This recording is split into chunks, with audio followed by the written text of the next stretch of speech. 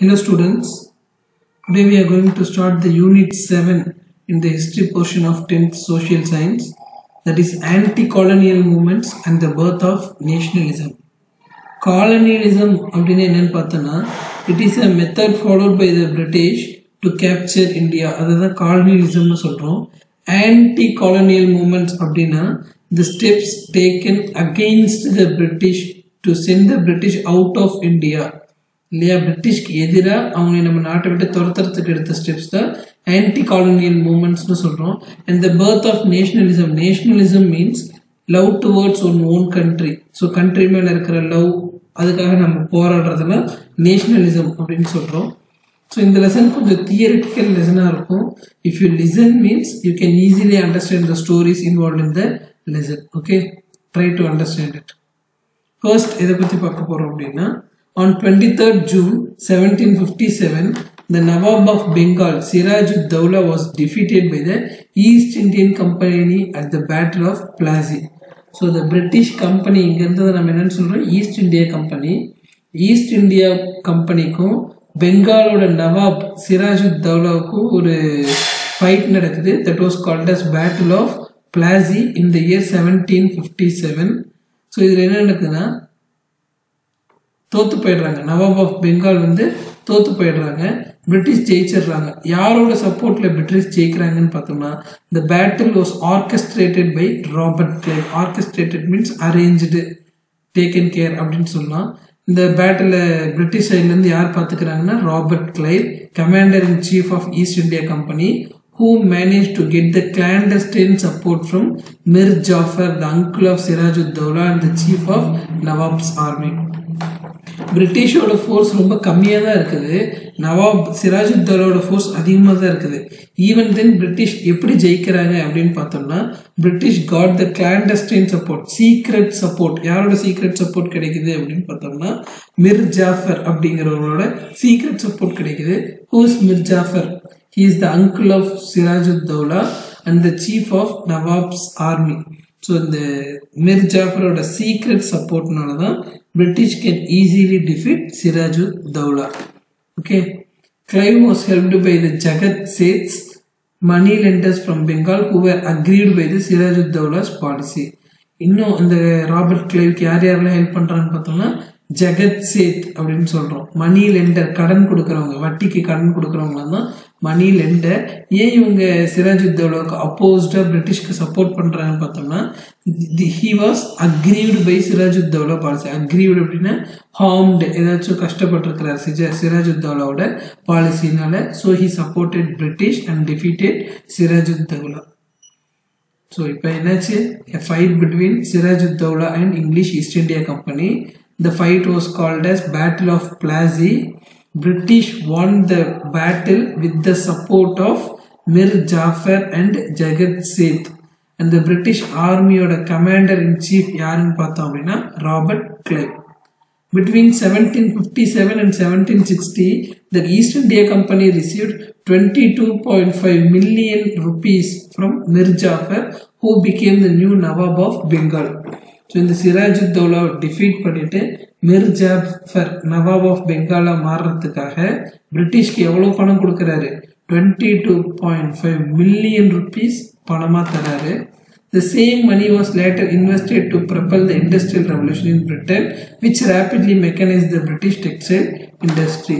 இந்த மிர் ஜாஃபர்ட்ட இருந்து வாங்கின பணத்தை தான் ஈஸ்ட் இந்தியா கம்பெனி என்ன பண்றாங்கன்னா, they invested in India and started lot of textile industries. நிறைய புது புது டெக்ஸ்டைல் இண்டஸ்ட்ரீஸ் ஸ்டார்ட் பண்றாங்க.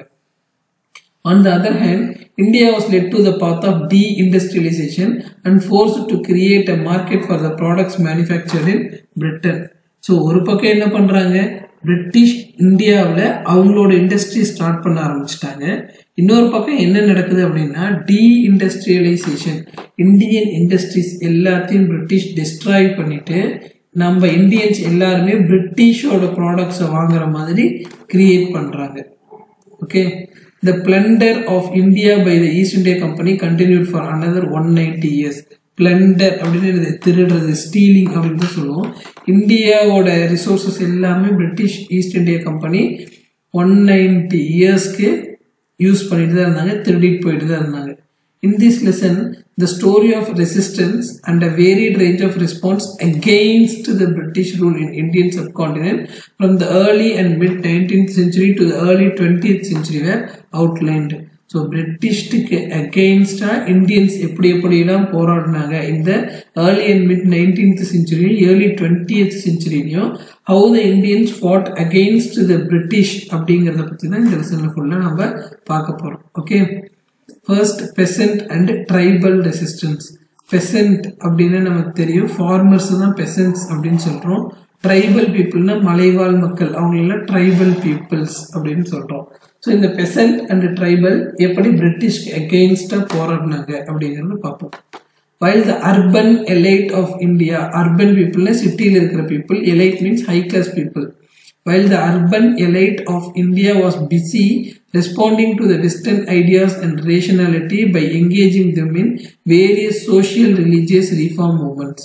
இந்த அர்பன்ல இருக்கிற elite people என்ன பண்றாங்கன்னா வெஸ்டர்ன் ஐடியாஸை ஃபாலோ பண்றது. வெஸ்டர்னா என்ன மீன் பண்றோம், யூரோப்பியன் ஐடியாஸை ஃபாலோ பண்றது, ரேஷனாலிட்டி எதையும் கண்மூடித்தனமா நம்பாம அதை ஆராய்ச்சி பார்க்கறது, அண்ட் நிறைய சோசியல் சொசைட்டிலையும் ரிலீஜியஸ்லையும் நிறைய மாற்றங்கள் பண்ணிக்கிட்டே இருக்கிறாங்க. இந்த urban elite people of India a far more aggressive response to the British.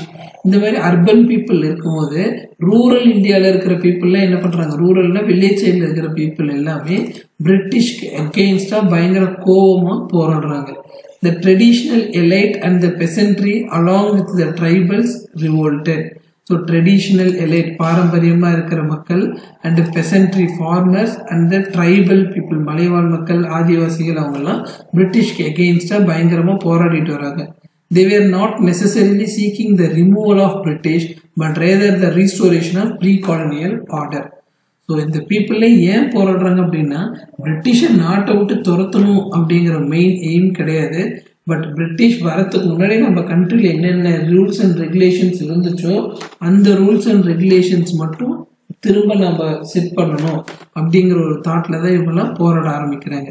There were nearly 100% uprising during the British rule.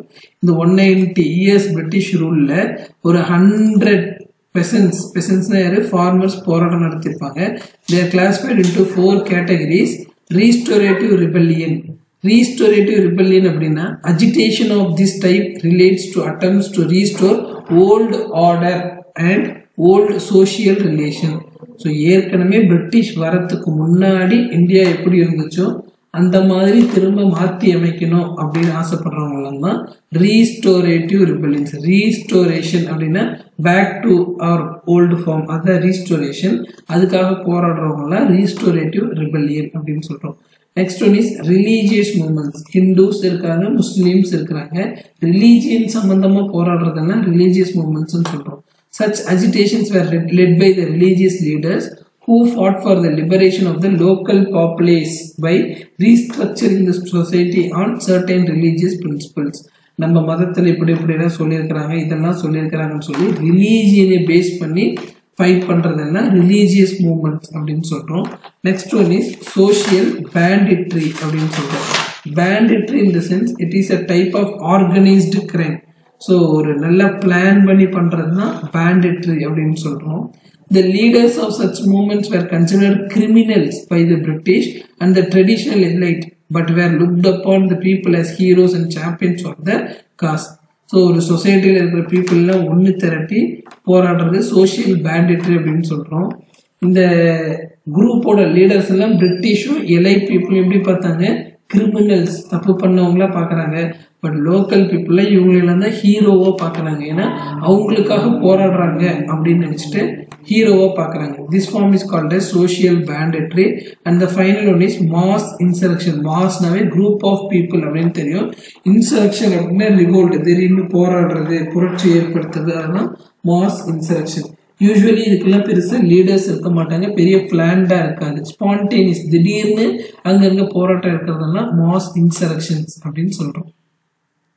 Revenue சிஸ்டம்ல என்னென்ன சேஞ்சஸ் கொண்டு வந்தாங்க பணம் வசூல் பண்றதுல அப்படின்னு பார்த்தோம்னா, the East India Company restructured the Mughal revenue system across India in a in such a manner that it increased the financial burden on the peasants. Already Mughals எப்படி money collect tax collect பண்ணிட்டு இருந்தாங்களோ அதுல பயங்கர changes east India company கொண்டு வந்தாங்க.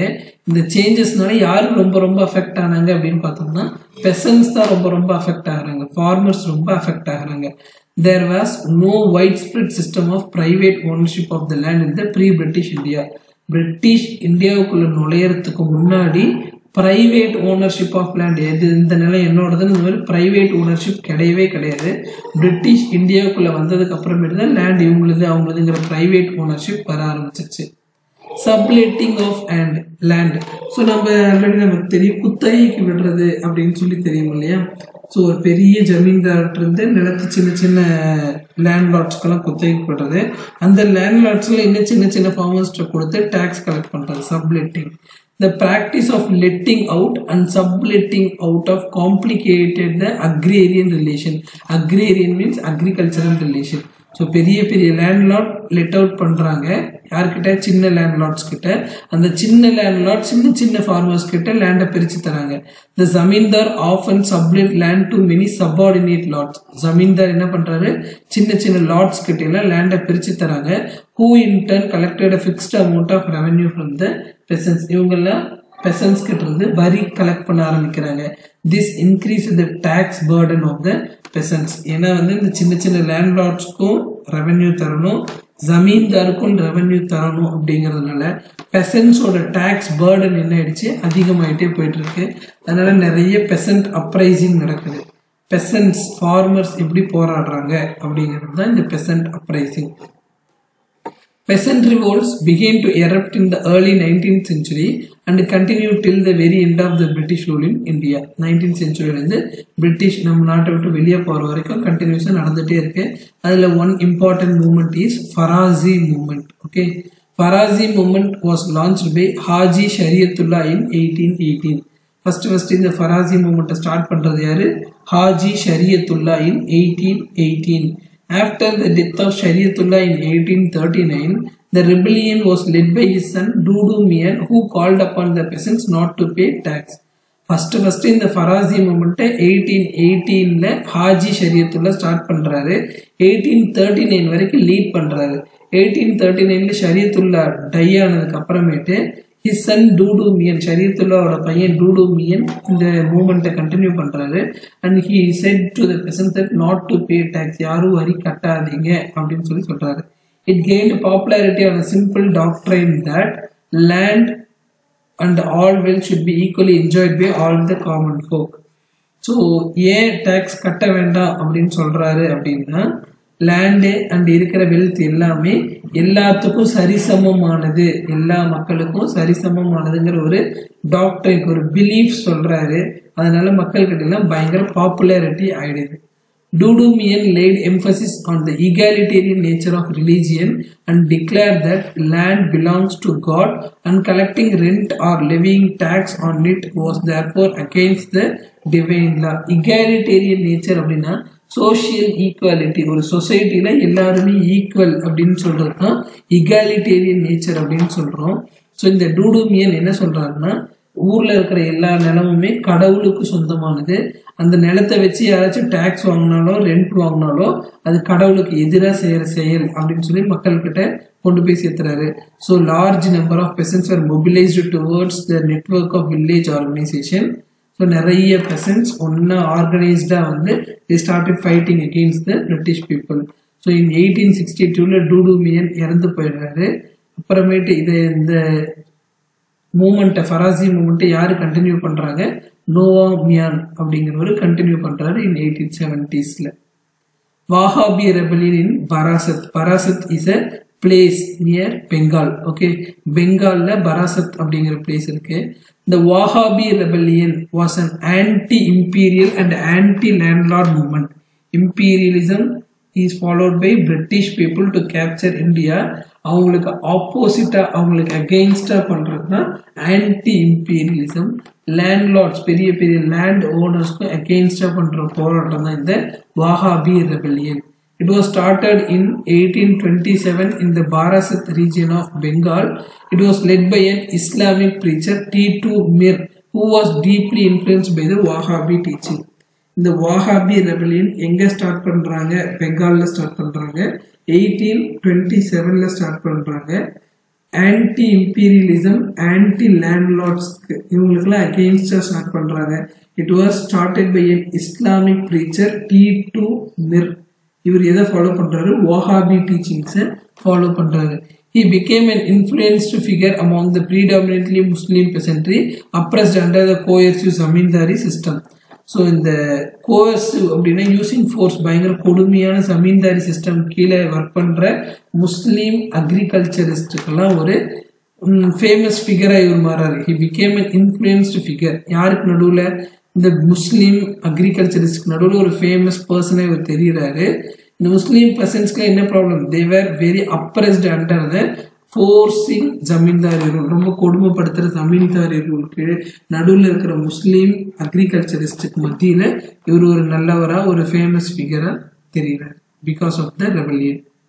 So இது இதை பற்றி பார்த்தோம். பெசன்ட் அப்ரைசிங் பற்றி பார்த்தோம். அக்ரிகல்ச்சரல் அப்ரைசிங் பற்றி பார்த்தோம். Next one is tribal uprising. இந்த மலைவாழ் மக்கள், ஆதிவாசி மக்கள்லாம் எப்படி போராடினாங்க அப்படின்னு பார்க்க போகிறோம்.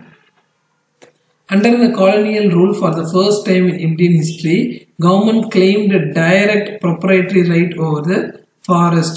First time Indian historyலயே first time என்னாச்சு? கவர்மெண்ட் ஃபாரஸ்ட் எல்லாம் எங்களுக்கு தான் சொந்தம் அப்படின்னு சொல்லிடுச்சு. ஃபாரஸ்ட்ல யார் இருப்பாங்க? இந்த மலைவாழ் மக்கள், ஆதிவாசி மக்கள்லாம் இருப்பாங்க. The British rule and its encouragement of commercialization of forest led to the disintegration of traditional tribal system. ஃபாரஸ்ட்டை கமர்ஷியலைசேஷன் பண்றாங்க. கமர்ஷியலைசேஷன் பண்றதுன்னா ஃபாரஸ்ட்ல இருக்கிற ப்ராடக்ட்ஸ் எல்லாம் பணத்துக்காக விற்க ஆரம்பிக்கிறாங்க. எல்லாரும் ஃபாரஸ்ட் உரிமை கொண்டாட ஆரம்பிக்கிறதுனால ட்ரெடிஷனல் ட்ரைபல் சிஸ்டம், பாரம்பரியமா அங்க இருக்கிற மலைவாழ் மக்களுக்கு நிறைய ப்ராப்ளம்ஸ் இருக்கு. It encourage the incursion of tribal areas by the non tribal people such as money lenders, traders, land grabbers and contractors. பணம் கடனா தரவங்க, ட்ரேடர்ஸ், லேண்ட் கிராபர்ஸ், நிலத்தையெல்லாம் பறிச்சுக்கிறவங்க, கான்ட்ராக்டர்ஸ் எல்லாருமே எங்க வராங்க? ட்ரைபல் ஏரியாவுக்கு வந்து அட்டாக் பண்றாங்க. Incursion means attacking. யார் அட்டாக் பண்றாங்க? இந்த மணி லெண்டர்ஸ், ட்ரேடர்ஸ் எல்லாம் ட்ரைபல் ஏரியால இருக்கிற பீப்புளை அட்டாக் பண்றாங்க. Non tribal people started to attack tribal people. This led to the widespread loss of Adivasi land and the displacement from the traditional habitats. Habitatna தங்குற இடம். காலங்காலமா அந்த ஆதிவாசிஸ் தங்கிட்டு இருந்த இடத்தை விட்டு அவங்க வேற இடத்துக்கு போக வேண்டியதா வந்துருச்சு. ட்ரைபல் ரெசிஸ்டன்ஸ், இந்த மலைவாழ் மக்கள்லாம் எதிர்ப்பு தெரிவிக்கிறாங்க. A response against those who either introduced changes in the peaceful tribal life or took undue advantage of the innocence of the tribal people. So என்ன பண்றாங்க? இந்த பீஸ்ஃபுல்லா இந்த ட்ரைபல் லைஃப்ல பயங்கரமா ஒரு கொடுமையை நடத்துறது எதிராக பண்ற போராட்டம்ல தான் இந்த ட்ரைபல் ரெசிஸ்டன்ஸ் அப்படின்னு சொல்றோம். இந்த ட்ரைபல் ரெசிஸ்டன்ஸ்ல வெரி இம்பார்ட்டன்ட் எதுன்னு பார்த்தோம்னா ஃபர்ஸ்ட் ஒன் கோல் ரிவோல்ட்னு சொல்றோம். One major tribal revolt, the Coal Uprising of 1831 to 1832, took place in the Chota Nagpur and Singhbum region of the present-day Jharkhand and Odisha. So, in the tribal people, they were called as Coals. அவங்கெல்லாம் பிரிட்டிஷ்க்கு அகெயின்ஸ்டா போராடுறது தான் கோல் revolt அப்படின்னு சொல்றோம். So எந்த ஏரியால இப்ப ஜார்க்கண்ட், ஒடிசா இருக்கிற இடத்துல தான் இந்த கோல் ரிவோல்ட் நடக்குது. These tribal people started to fight against the British people under the leadership of Bindrai and Singrai. இந்த கோல் ரிவோல்ட்டை லீட் பண்ற லீடர் யாரு? Bindrai and Singrai. The Raja of Chota Nagpur had leased out to moneylenders the job of revenue collection. மக்கள் கிட்ட எல்லாம் போய் வரியை வசூல் பண்றதை யார்கிட்ட கொடுத்துட்டாங்க? மணி லெண்டர்ஸ் கிட்ட கொடுத்துட்டாங்க. Excuse me. இந்த சோட்டா நாக்பூரோட ராஜா வந்து சின்ன சின்ன மணி லெண்டர்ஸ் கிட்ட எல்லாம் போய் பீப்புள் கிட்ட இருந்து நீங்க வரியை கலெக்ட் பண்ணிட்டு வாங்கங்கிற பொறுப்பை கொடுத்துட்டாங்க. The assuring and forcible eviction of tribals from the land led to the resentment of coals. Assury அப்படின்னு என்னன்னு பார்த்தோம்னா lending money at high interest, அதிகமான வட்டிக்கு கடன் கொடுக்கறது தான் assury. and forcible eviction, evictionனா வெளியேற்றுறது, ரொம்ப ஃபோர்ஸா அவங்களெல்லாம் அவங்க நிலத்துல இருந்து வெளியே துரத்தி விடுறதுனாலதான் கோல்ஸ் ரிசன்மெண்ட், கோல்ஸ்க்குலாம் ஆங்கர் வந்துருது against the British rule. The initial protest and resistance coals was in the form of plunder, arson and attacks on the properties of outsiders. So இப்போ goals எல்லாம் பயங்கர ஆங்கிரியா இருக்கிறாங்க on the British people. So அதனால போராட்டம் நடக்குது. போராட்டம் எப்படி நடக்குதுன்னா பிளண்டர்னா என்னது, போய் அவங்க கிட்ட இருக்கிறதெல்லாம் பறிச்சுக்கிட்டு வர்றது. அண்ட் ஆர்சன், அங்கங்க ஃபயர் வச்சிடுறது, நெருப்பு வச்சிடுறது. And attacks on the properties of outsiders, non tribal பீப்புளோட ப்ராப்பர்ட்டிஸ் எல்லாத்தையும் இந்த கோல் பீப்புள் போய் அட்டாக் பண்ண ஆரம்பிக்கிறாங்க. This was followed by the killing of money lenders and merchants. இந்த போராட்டம் அதிகமாக இந்த கோல்ஸ் என்ன பண்றாங்க, மணி லெண்டர்ஸ், மெர்ச்சன்ட்ஸ் எல்லாம் போய் கொலை பண்ண ஆரம்பிச்சிட்டாங்க. The tribal leaders adopted varied methods to spread their message, such as beating of drums accompanied by a warning to all outsiders to leave. So drums எல்லாம் அடிச்சுட்டு போய், இந்த முரசு கொட்டுறதுன்னு சொல்றோம் இல்லையா, தண்டோரம் அடிக்கிறது, அந்த மாதிரி ட்ரம்ஸ் எல்லாம் அடிச்சுட்டு போய் இந்த நான் ட்ரைபல் பீப்புள இந்த ஏரியா விட்டு வெளியே போயிடுங்க அப்படின்னு சொல்லி ஒரு வார்னிங் தராங்க. யார் வார்னிங் தராங்க? Kol tribal people non tribal பீப்புளுக்கு வார்னிங் தராங்க. But anyhow the British suppress the rebellion with great violence. British அவங்களோட பவரை யூஸ் பண்ணி இந்த போராட்டத்தை தடுத்து நிறுத்திடுச்சு. British won and the Kol people was defeated. So another tribal uprising, இன்னொரு tribal போராட்டம் தான் Santhal Hul, that is insurrection revolt போராட்டம் நடத்தது Santhal Hul. Santals scattered in various parts of eastern India when forced to move out of their homeland during the process of creation of zamins under permanent settlement cleared the forest area around the Rajmahal hills. யாரெல்லாம் சாந்தல்ஸ் அப்படின்னு சொல்றோம்னா, இந்த ராஜ்மஹால் ஹில்ஸை சுத்தி இருக்கிற tribal people எல்லாம் தான் சாந்தால்ஸ் அப்படின்னு சொல்றோம். இவங்களெல்லாம் இந்த பிரிட்டிஷ் கம்பெனிக்காரங்க என்ன சொல்றாங்க, அவங்க இடத்த விட்டு காலி பண்ணி வேற இடத்துக்கு போங்க, இது எல்லாமே ஜமீனுக்கு சொந்தமான இடம் அப்படின்னு சொல்றாங்க. They were oppressed by the local people and European officers engaged in railway construction. So அந்த ஏரியாவில் ரயில்வே கன்ஸ்ட்ரக்ஷன் பண்ணும்போது அந்த போலீஸ் ஆஃபீஸர்ஸ், யூரோப்பியன் ஆஃபீஸர்ஸ்லாம் இந்த பீப்புளை ரொம்ப கொடுமைப்படுத்துறாங்க சாந்தல்ஸை. Pushed out of their familiar habitat, the Santhal were forced to rely on money lenders for their subsistence. அவங்களோட எந்த familiar habitat, அவங்க இவ்வளோ நாளாக பழகின இடத்துல இருந்து வெளியே துரத்தி விட்டதுனால அவங்க கையில் பணம் எதுவுமே இல்லை. இந்த மாதிரி சமயத்தில் யாரை நம்பி இந்த சாந்தல்ஸ் இருக்க வேண்டியதாக இருக்கு, மணி லெண்டர்ஸை நம்பி தான் அவங்க உயிர் வாழ வேண்டியதாக இருந்துச்சு. They have to depend on the money lenders for their subsistence. Soon they were trapped in a vicious circle of debt and exhaustion. இந்த மாதிரி ஒரு சமயத்துல என்ன ஆயிடுச்சு, ஒரு பயங்கரமான கடன் அதிகமாயிடுச்சு. அண்டு அந்த கடனை பயங்கர ஃபோர்ஸ்ஃபுல்லா வசூல் பண்றது, ஒருத்தங்களுக்கு கடன் கொடுத்துட்டு அவங்க திரும்ப தரலைன்னா அவங்களை கொடுமைப்படுத்தி பணத்தை வசூல் பண்றது எக்ஸார்ஷன் அப்படின்னு சொல்றோம்.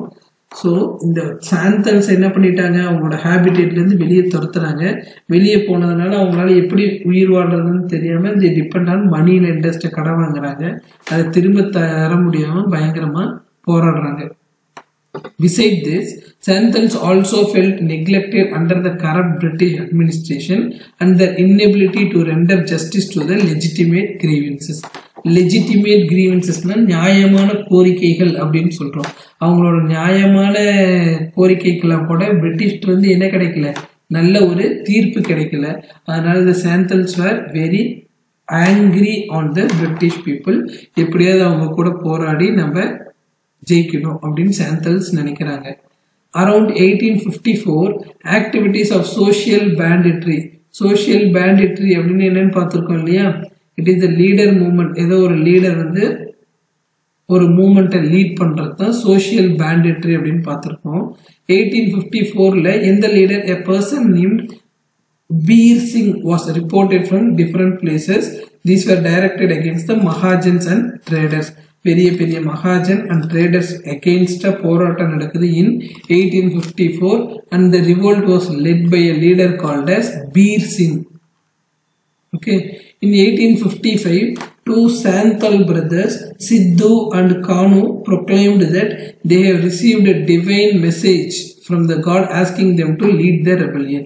இந்த மாதிரி ஒரு சமயத்துல 1855ல சாந்தால் பர்சன்ஸ் ரெண்டு பேர், யார் யாரு, சித்து அண்ட் கானு, மக்கள்கிட்ட போய் சொல்றாங்க, எங்களுக்கு கடவுள்கிட்ட இருந்து ஒரு மெசேஜ் கிடைச்சிச்சு, இந்த போராட்டத்தை நீங்க முன்ன நின்று நடத்துங்கன்னு கடவுள் எங்க கிட்ட இருந்து வந்து சொல்லிட்டு போனாரு அப்படின்னு இந்த சித்து அண்ட் கானு பீப்புள் கிட்ட சொல்றாங்க. By July 1855, the rebellion has taken the form of open insurrection against the Mahajans, Zamindars and British officers. மகாஜன்ஸ்க்கு, ஜமீன்தார்ஸ்க்கு, பிரிட்டிஷ் ஆபீசர்ஸ்க்கு அகெயின்ஸ்டா பயங்கர ஒரு போராட்டம் நடக்குது. In July 1855 they marched with bows, அம்பு, வில் and poisoned arrows. So poison தடவன arrows, axe and swords, taking over the Rajmahal and Bhagalpur by proclaiming the company rule was about to end. So in the Santals leader யாரு சித்து and கானு வச்சிட்டு போய் பிரிட்டிஷ்க்கு அகெயின்ஸ்டா போராடுறாங்க. ஜமீன்தார், Mahajan, British ஆபீசர்ஸ்க்குள்ள அகெயின்ஸ்டா பயங்கர போராடுறாங்க. they have bow and arrow, axes, swords அதெல்லாம் வச்சு போராடுறாங்க. எந்த ஏரியால போராடுறாங்க? ராஜ்மஹால், பாகல்பூர்ல போராடுறாங்க. என்ன சொல்லி போராடுறாங்க? பிரிட்டிஷ் ஈஸ்ட் இந்தியா கம்பெனி முடிய போகுது அப்படின்னு சொல்லி போராடுறாங்க. In response, villages were raided and properties were destroyed by the British. So இந்த Santals அவங்களே அட்டாக் பண்ண போன சமயத்துல British people started to destroy the villages. In 1855, an act was passed to regulate the territories occupied by the Santals. So British தான் win பண்றாங்க, Santals தோத்து போயிடுறாங்க. இருந்தாலுமே இந்த ஒரு இன்சிடென்ட்ஸ்க்கு அப்புறம் 1855ல பிரிட்டிஷ் ஒரு புதுசா சட்டம் ஒன்று கொண்டு வராங்க. எதுக்காக அப்படின்னு பார்த்தோம்னா, a separate territory was given to the Santals. The act formed the territory into a separate division called Santal Pargana division. அவங்களுக்குன்னு தனியா ஒரு ஏரியாவை பிரிட்டிஷ் பீப்புள் கொடுத்துட்றாங்க. ஸோ இந்த ட்ரைபல் அப்ரைசிங்ல நம்ம கோல் ரிவோல்ட் பத்தி பார்த்தோம், சாந்தால் கூல் பத்தி பார்த்தோம். And the third tribal uprising was Munda rebellion. One of the prominent tribal rebellion of the period occurred in Ranchi known as Ulugulan rebellion, great tumult. The Munda people were very familiar with cooperative or collective farming known as Kunkati, joint holding land system. இந்த முண்டா பீப்புள்ல ராஞ்சி இருக்கிற இடத்துல இருக்கிறது தான் முண்டா people. இவங்க எல்லாருமே cooperative, எல்லாரும் ஒன்னு சேர்ந்து கலெக்டிவ் ஃபார்மிங் தான் பண்ணிட்டு இருந்தாங்க. அந்த collective farming was known as Khuntkatti, that is joint land holding system. It was totally eroded by the introduction of private ownership of land and the intrusion of merchants and money lenders. இவ்வளவு நாளா ஒத்துமையா farming பண்ணிட்டு இருந்தாங்க. But because of the introduction of private ownership இந்த system ஃபுல்லா collapse ஆக ஆரம்பிச்சிச்சு. The Munda people were also forcefully recruited as indentured laborers to work on plantations. அந்த முண்டா பீப்புளோட லேண்ட் எல்லாம் புடுங்கிக்கிட்டு அங்க இருக்கிற அந்த முண்டா பீப்புளே என்னது அடிமை மாதிரி வேலை வாங்க ஆரம்பிச்சாங்க. In 1890s, tribal chiefs offered resistance against the alienation of the tribal people from their land and the imposition of begari or forced labor. Alienation அப்படின்னா என்னது? Separating, alienation of tribal people from their land. So அந்த tribal people அவங்களோட லேண்ட்ல இருந்து பிரிச்சு எடுத்துட்டு போய் லேண்டை யார் எடுத்துக்கிட்டாங்க? நான் ட்ரைபல் பீப்புள் எடுத்துக்கிட்டு அந்த ட்ரைபல் பீப்புளை அங்கேயே அடிமைகளா வேலை செய்ய வைக்கிறாங்க, ஃபோர்ஸ்டு லேபரா வேலை செய்ய வைக்கிறாங்க.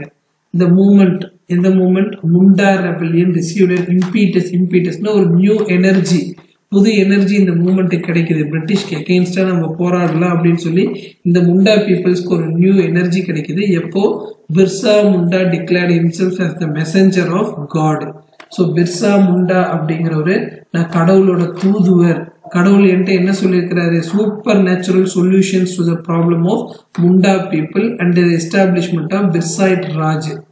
ஸோ இந்த முண்டா பீப்புளோட ப்ராப்ளம்ஸ் எல்லாத்துக்குமே ஒரு சூப்பர் சொல்யூஷன் கடவுள் எனக்கு சொல்லியிருக்கிறாரு, நான் உங்களுக்கெல்லாம் கடவுளோட தூதுவராக அதை செஞ்சு தருவேன் அப்படின்னு யார் சொல்றாங்க? பிர்சா முண்டா சொல்றாரு. The Munda leaders utilized the cult of Birsa Munda to recruit more people to their cause. Cult அப்படின்னா followers. இந்த பிர்சா முண்டாவோட ஃபாலோவர்ஸை வச்சுக்கிட்டு முண்டா லீடர்ஸ் நிறைய பேரை போராட்டத்துக்கு திரட்டிக்கிறாங்க. A series of night meetings were held. நிறைய மீட்டிங் எல்லாம் வச்சுட்டு ஒரு பெரிய ரிவோல்ட் பிளான் பண்றாங்க, ஒரு பெரிய போராட்டம். இந்த முண்டா பீப்புள் எல்லாரும் ஒன்று சேர்ந்து பிரிட்டிஷ்க்கு எகெயின்ஸ்டா ஒரு பெரிய போராட்டத்தை பிளான் பண்றாங்க. என்னைக்கு? On the Christmas day, December 25th, 1889 they resorted to violence. அந்த கிறிஸ்மஸ் ஈவ் அப்ப, கிறிஸ்மஸ் ஃபங்க்ஷன் அப்ப முண்டா பீப்புள் எல்லாமே பிரிட்டிஷ்க்கு எகெயின்ஸ்டா போராட்டத்தை குதிச்சிட்டாங்க. பில்டிங்ஸ் வேர் பர்ன் டவுன், நிறைய பிரிட்டிஷ் பில்டிங்ஸ் எல்லாம் பர்ன் பண்ணிடுறாங்க. Arrows were shot at Christian missionaries. எல்லாத்து மேலே அம்பூட்டு கொள்றாங்க கிறிஸ்டியன் பீப்புள் மேலே. அண்ட் முண்டா கிறிஸ்டியன் கன்வெர்ட்ஸ், இவ்வளோ நாளா முண்டாவா இருந்து கிறிஸ்டியனுக்கு கன்வெர்ட் ஆனவங்களையும் என்ன பண்ண ஆரம்பிக்கிறாங்க, கொலை பண்ண ஆரம்பிக்கிறாங்க.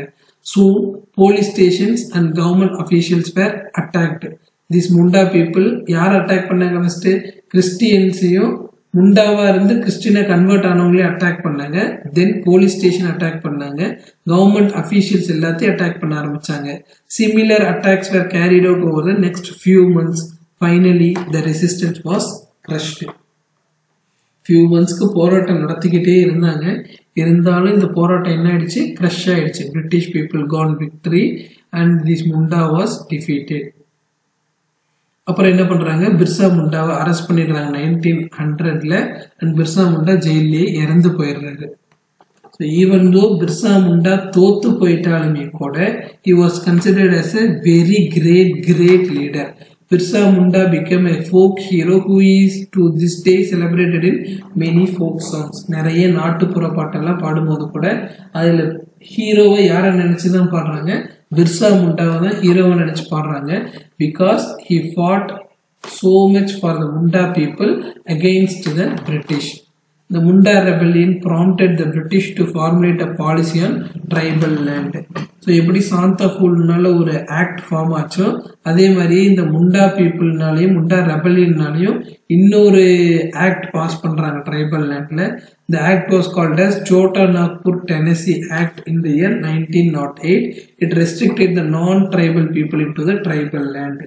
ட்ரைபல் ஆதிவாசி மக்கள் மலைவாழ் மக்களை தவிர வேற யாரும் ட்ரைபல் ஏரியாக்குள்ள நுழையக்கூடாதுன்னு ஒரு புது சட்டம் வந்துச்சு. Even though Munda rebellion led to the failure, a success came to Munda people. என்ன சக்சஸ் அப்படின்னா புதுசா ஒரு சட்டம் கிடைக்குது, சோட்டா நாக்பூர் டெனசி ஆக்ட்னு. நான் ட்ரைபல் பீப்புள் ட்ரைபல் ஏரியாஸ்க்கு என்ட்ரி ஆக கூடாது அப்படின்னு ஒரு சட்டம் கிடைச்சிச்சு. It was a great success to the tribal people. Okay, that's it for today's class. We'll see the remaining portions in the next class. Thank you, students.